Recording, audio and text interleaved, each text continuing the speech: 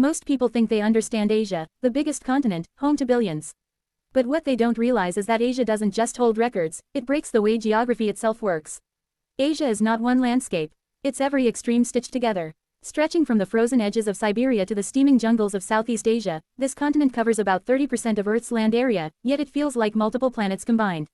At its heart lies something almost unreal, the Tibetan Plateau. Often called the roof of the world, this massive highland sits more than 4,500 meters above sea level.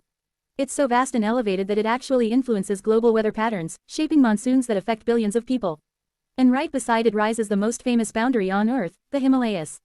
These mountains aren't just tall. They are alive. Formed by the collision of the Indian and Eurasian tectonic plates, they are still rising today. Every year, Mount Everest grows slightly taller, reminding us that Asia's geography is still in motion. But Asia doesn't stop at heights, it dives into extremes. To the north, Siberia experiences some of the coldest inhabited temperatures on Earth, dropping below -50 degrees Celsius. Meanwhile, in places like the Middle East, summer temperatures can soar above 50 degrees Celsius. Few continents swing between such opposites. Then there are the deserts, not just empty sand, but entire ecosystems of survival. The Gobi Desert, for example, is not a typical desert. It's cold, rocky, and windswept, where temperatures can freeze in winter and scorch in summer. It challenges the very idea of what a desert should be. Water, too, shapes Asia in powerful ways. Some of the world's greatest rivers begin here, the Yangtze, the Ganges, the Mekong. These rivers don't just flow, they sustain civilizations. They carve valleys, flood plains, and feed some of the most densely populated regions on Earth. In fact, Asia's geography is deeply tied to how people live. Monsoon systems, driven by temperature differences between land and ocean, bring seasonal rains that millions depend on. But when these rains fail, or arrive too strongly, they can cause droughts or devastating floods.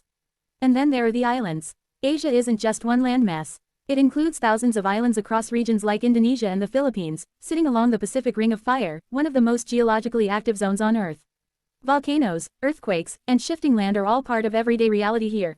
Even coastlines in Asia tell a story of contrast. From the frozen Arctic shores in the north to tropical beaches in the south, the continent touches nearly every climate zone on Earth. That's what makes Asia different. It's not just large, it's complete. Mountains that are still rising.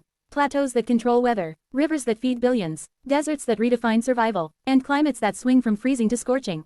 Asia doesn't just contain geography, it showcases everything geography can be. And once you see it that way, it stops being just a continent. And starts looking like the blueprint of the entire planet. Now you know the basics about Asia. But how much do you really know? This entire week, we're testing your knowledge with Asia-focused quizzes. Subscribe, take the challenge, and prove